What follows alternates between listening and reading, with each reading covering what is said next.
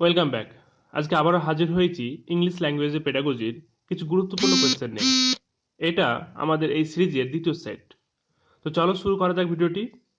First কোয়েশ্চেনটি দেখতে পাচ্ছ, what type of questions promote thinking skill of the students? কোন ধরনের কোয়েশ্চেন স্টুডেন্টসদের থিঙ্কিং স্কিলকে প্রমোট করে? অপশনগুলো দেখো। Option number A, text book based question, অর্থাৎ টেক্সট বুকের উপর ভিত্তি করে যে সমস্ত কোয়েশ্চেনগুলো হয়। ওপেন এন্ডেড কোয়েশ্চেন্স, খোলামেলা প্রশ্ন। পার্সোনাল রেসপন্স কোয়েশ্চেন্স, ব্যক্তিগত রেসপন্স অর্থাৎ ব্যক্তিগতভাবে চিন্তন করার মাধ্যমে যে সমস্ত প্রশ্ন উত্তর দেওয়া হয় সেগুলোকে বলা হয় পার্সোনাল রেসপন্স কোয়েশ্চেন্স, কোনো বিশেষ একজন স্টুডেন্টের ক্ষেত্রে। ওকে, আলাদা আলাদা করে। ডি নম্বর অপশন আছে ফ্যাকচুয়াল কোয়েশ্চেন্স, যে সমস্ত ফ্যাকচুয়াল কোয়েশ্চেন্সগুলো হয়। তো এখানে যেটি সঠিক অ্যান্সার হবে সেটি হচ্ছে পার্সোনাল রেসপন্স কোয়েশ্চেন্স, অর্থাৎ যখন কোনো একজন স্টুডেন্টকে পার্সোনালি কোয়েশ্চেন করা হবে তখন সে ভাবতে সক্ষম হবে সেই বিষয়টা নিয়ে। ওকে, সুতরাং option number C is the correct answer, personal response questions promote thinking skill of the students. Okay, second কোয়েশ্চেনটি দেখো, student of class 5 to 8 face problems mostly related to, মানে 5 থেকে 8 পর্যন্ত যে সমস্ত ছাত্রছাত্রীরা তারা যে সমস্যার সম্মুখীন হয় সব থেকে বেশি, সেটি কোনটি? Hyperactivity, B number option identity crisis, C low interest in reading, D emotional sensitivity. Class 5 থেকে 8-এর স্টুডেন্টরা যে সমস্যার সম্মুখীন সব থেকে বেশি হয় সেটা হচ্ছে হাইপার অ্যাক্টিভিটি। হাইপার অ্যাক্টিভিটির কথা অর্থ হচ্ছে অতি সক্রিয়তা, অর্থাৎ অ্যাটেনশনের ডেফিসিয়েন্সি, অর্থাৎ মনোনিবেশ করতে না পারা। এই সমস্যার সম্মুখীন সব থেকে বেশি হয়। সুতরাং 5 থেকে 8 পর্যন্ত যে সমস্যার সম্মুখীন সব থেকে বেশি হয় স্টুডেন্টরা, সেটা হচ্ছে hyperactivity. Okay, question number 3, the teacher makes use of prefixes and suffixes to teach the learners. Teacher prefix এবং সাফিক্সের ইউজ শেখান শিক্ষার্থীদের কী শেখানোর জন্য?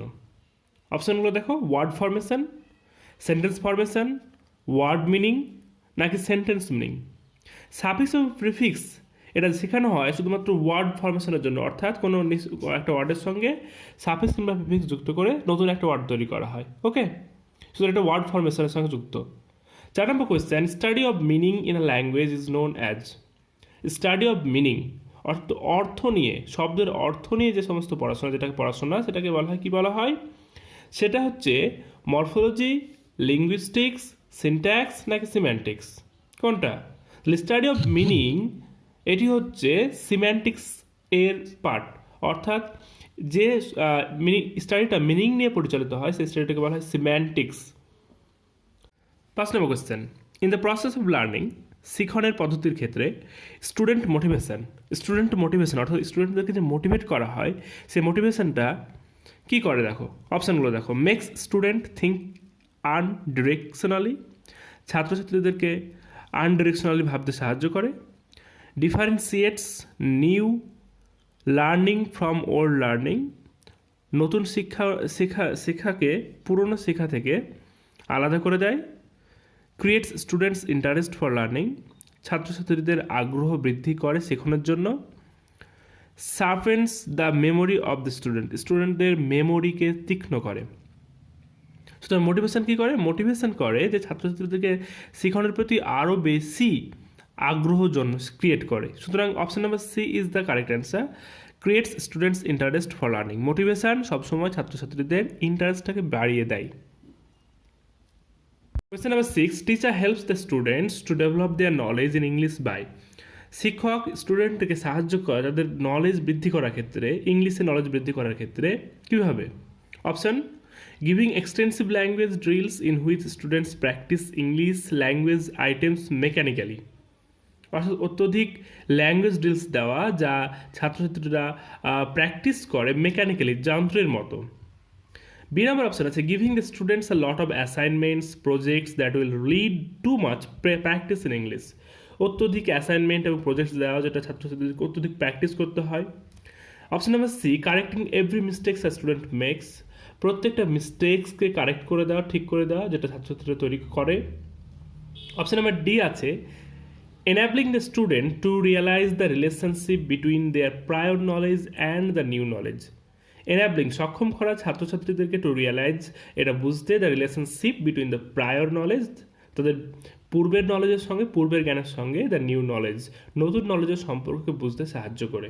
খ শিক্ষক ছাত্রছাত্রীদের ইংলিশের জ্ঞান বৃদ্ধি করতে পারেন, ডেভেলপ করতে পারেন, তাদেরকে সক্ষম করে তাদের পূর্বজ্ঞানের সঙ্গে বর্তমান জ্ঞানের সম্পর্ককে বুঝতে উপলব্ধি করে।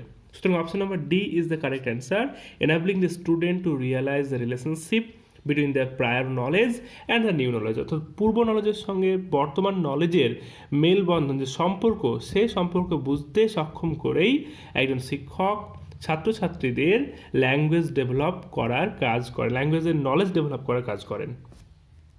Question number 8, what is the skill that cannot be treated in a formal written examination? Formal written এক্সামিনেশনের মাধ্যমে কোন দক্ষতাটাকে ট্রিট করা যেতে পারে না?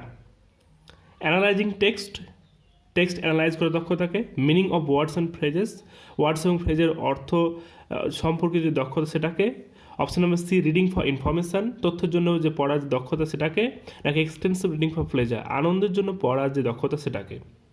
তাহলে ফর্মাল রিটেন এক্সামিনেশনের মাধ্যমে ট্রিট করা যায় না এক্সটেন্সিভ রিডিং ফর প্লেজার, আনন্দের জন্য পড়া যে পড়াটা, সে পঠনটাকে কখনোই, পঠনের দক্ষতাটাকে কখনোই বিচার করা যায় না ফর্মাল রিটেন এক্সামিনেশনের মাধ্যমে।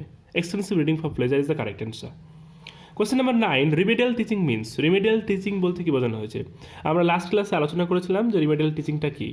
রিমেডিয়াল টিচিং শব্দের অর্থ হচ্ছে যে যখন কোনো শিখন সম্পন্ন হয়ে যায়, তারপরে যে সমস্ত স্টুডেন্টের মধ্যে গ্যাপ তৈরি হয় বা তারা কোনো কিছু বুঝতে অসুবিধা হয়, সেগুলোকেই পুনরায়ভাবে তাদের শিখন দেওয়াটাকেই বলা হয় রিমেডিয়াল টিচিং। সুতরাং রিমেডিয়াল টিচিং মিনস হচ্ছে, এখানে অপশন নাম্বারগুলো দেখো, helps in retaining homogeneity in the class, ক্লাসের মধ্যে হোমোজেনেইটি বজায় রাখতে সাহায্য করা, fill the gap that creeps into students learning, সে সমস্ত গ্যাপকে পরিপূর্ণ করা যে সমস্ত গ্যাপ সৃষ্টি হয় স্টুডেন্টদের শিক্ষণের ক্ষেত্রে। Option number C rectifies the concepts which have been misunderstood, যে সমস্ত কনসেপ্টগুলোকে ভুল বোঝা হয়েছে সেগুলোকে পুনরায় সংশোধন করা। অ্যান্ড অপশন নাম্বার ডি হচ্ছে অল অফ দিজ। সুতরাং এখানে যে অপশনটা সঠিক হবে সেটা হচ্ছে অল অফ দিজ, অর্থাৎ এই তিনটে বিষয়কে কিন্তু সাহায্য করে রিমেডিয়াল টিচিং। ঠিক আছে, হোমোজেনিটির বজায় রাখা, তারপর যে গ্যাপটা সৃষ্টি হয় সেই গ্যাপটাকে পূরণ করা, এবং যে সমস্ত কনসেপ্টগুলো ভুল বোঝা হয় সেগুলোকেও রেকটিফাই করা। সুতরাং রিমেডিয়াল টিচিং অর্থ হচ্ছে all of these. Question number 10, reading skills can be developed by. Reading skills এর উন্নতি করা যেতে পারে কিসের মাধ্যমে? Option, doing puzzles and playing word games, puzzle এবং ওয়ার্ড গেমস খেলে, ডুইং ভোকাবুলারি এক্সারসাইজগুলো করে, writing answer to questions on the টেক্সটের যে সমস্ত প্রশ্নগুলো আছে সেগুলোর উত্তর লিখে, নাকি focusing on the use of words from context in the text, অর্থাৎ টেক্সটের যে কনটেক্সট আছে সেই কনটেক্সট থেকে ওয়ার্ডগুলো নিয়েই ব্যবহার করার উপর আলোকপাত করা। সুতরাং রিডিং স্কিলসটা বৃদ্ধি করা যেতে পারে option number D, focusing on the use of words from context in the text, টেক্সটের যে কনটেক্সটে যে ওয়ার্ডসগুলো আছে সেই ওয়ার্ডসগুলোকে পুনরায় ব্যবহার করার উপর যখন ফোকাস করা হবে তখন কিন্তু তার রিডিং স্কিলসটা বৃদ্ধি করা যেতে পারে। Question number 11, where a student is asked to recite a poem, যখন একজন স্টুডেন্টকে পোয়েম রিসাইট করতে বলা হয়, কবিতা আবৃত্তি করতে বলা হয়, it can help the teacher to test, এটা সাহায্য করে টিচারকে কি টেস্ট করতে? অপশনগুলো দেখো, অ্যাক্টিং স্কিল অফ দ্য স্টুডেন্টদের অ্যাক্টিং স্কিল, কেমন তারা অ্যাক্ট করছে সেটা, কম্প্রিহেনশন আন্ডারস্ট্যান্ডিং অফ স্টুডেন্টদের কম্প্রিহেনশন বোধগম্য যে বোঝাপড়া সেটাকে, কম্প্রিহেনশন আন্ডারস্ট্যান্ডিং অফ দ্য স্টুডেন্টদের কম্প্রিহেনশন আন্ডারস্ট্যান্ডিংকে, এবং অপশন নাম্বার সি আছে proficiency in speaking of the স্টুডেন্টদের যে প্রফিসিয়েন্সি দক্ষতা স্পিকিংয়ের ক্ষেত্রে বলার দক্ষতাকে টেস্ট করতে সাহায্য করে। এখানে option number C is the correct answer, proficiency in speaking the student, অর্থাৎ বলার দক্ষতাকে টেস্ট করতে সাহায্য করে যখন কোনো স্টুডেন্টকে পোয়েম রিসাইট করতে বলা হয়। Question number 12, among the student good reading aims are developing through. Good reading aims কীভাবে ডেভেলপ করা যেতে পারে? অপশনগুলো দেখো, প্রোনাউন্সিয়েশন উচ্চারণের মাধ্যমে, সেন্সিটিভিটি সংবেদনশীলতার মাধ্যমে, আন্ডারস্ট্যান্ডিং বোঝাপড়ার মাধ্যমে, ইনক্রিজিং ফ্যাকচুয়াল নলেজ অর্থাৎ বাস্তবধর্মী জ্ঞান বৃদ্ধি করার মাধ্যমে। গুড রিডিং এইমস ডেভেলপ করা যেতে পারে কিসের মাধ্যমে? উত্তর কোনটি হবে? অ্যান্সার হবে option number C, understanding. Option number C is the correct answer, আন্ডারস্ট্যান্ডিংয়ের মাধ্যমে গুড রিডিং এইমসগুলোকে ডেভেলপ করা যেতে পারে আন্ডারস্ট্যান্ডিংয়ের মাধ্যমে। Question number 13, creative writing should be an activity planned for. Creative writing একটা অ্যাক্টিভিটি হতে পারে কাদের জন্য? প্ল্যান্ড ফর, কাদের জন্য হতে পারে ক্রিয়েটিভ রাইটিং? কাদেরকে দেওয়া যেতে পারে ক্রিয়েটিভ রাইটিং? অপশনগুলো দেখো। Only those children who can spell and right cohesive sentences.